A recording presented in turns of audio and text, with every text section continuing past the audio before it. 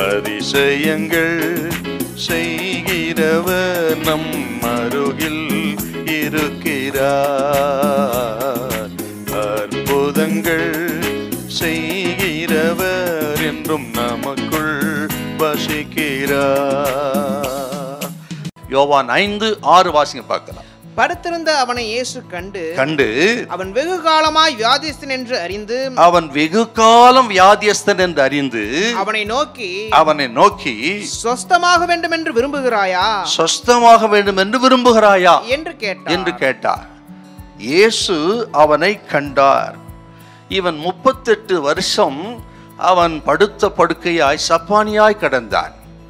கேட்பாரற்று கிடந்தவனை கண்டது மாத்திரமல்ல, அவனை விசாரித்தார். பாருங்க, நீ சொஸ்தமாக விரும்புகிறாயா? இயேசு அவனை தேடி போனார்.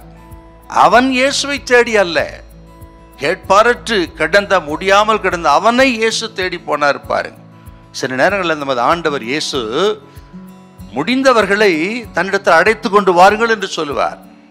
முடியாதவர்களை அவரே தேடி போவார். இன்றைக்கு இந்த சத்தத்தை கேட்கிறவர்கள், நீங்கள் வெளியே தலைகாட்ட முடியாமல் இருக்கலாம், எங்கே உதவி கேட்க முடியாமல் இருக்கலாம், எதையும் செய்வதற்கு பலன் இல்லாமல் இருக்கலாம். ஒரு காலத்தில் முழு பலத்தோடு இருந்து எதையும் செய்ய சாதிக்கக்கூடிய பலன் இருந்து இன்றைக்கு பலன் இழந்து வயது முதிர்ந்து அல்லது ஓய்வு பெற்று எல்லாவற்றையும் இழந்து போயிருக்கலாம், எல்லாராலும் கைவிடப்பட்டிருக்கலாம். அப்படிப்பட்ட உங்களை தேடி வருகிறவர் இயேசு என்கிற நற்செய்தி கர்த்தர் மூலம் சொல்கிறார். உங்கள் குடும்பத்தை உங்களை தேடி இருக்கிற இடத்துக்கு வந்து உங்களை தொட்டு குணமாக்குகிறவர் இயேசு. முதல் படி எப்பொழுதும் இயேசு தான். ஆண்டவர் தான் முதல் படி வைக்கிறார். பாருங்க, இவனை தேடி ஆண்டவர் ஏன் போனார்னு கேட்டீங்கன்னா, 38 வருஷம் வியாதியஸ்தங்கவன்.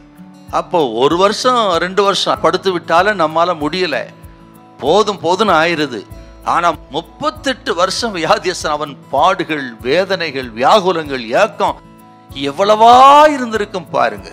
அப்படிப்பட்ட வாழ்க்கையில எல்லாவற்றையும் இழந்து நம்பிக்கையற்று உதவியற்று ஆக தனித்தவனாய் கிடந்த பாவியாகி அந்த மனுஷனை தேடி சென்று விசாரிக்கிறார். பாருங்க, அவன் வேதனைகள் அறிந்தவர் இயேசு.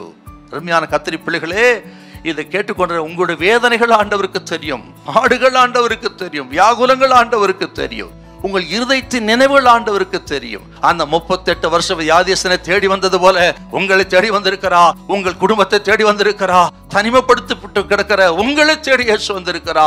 பயப்படாதிருங்க, கர்த்தர் உங்களை கைவிட மாட்டார். ஹல்லேலூயா, ஹல்லேலூயா.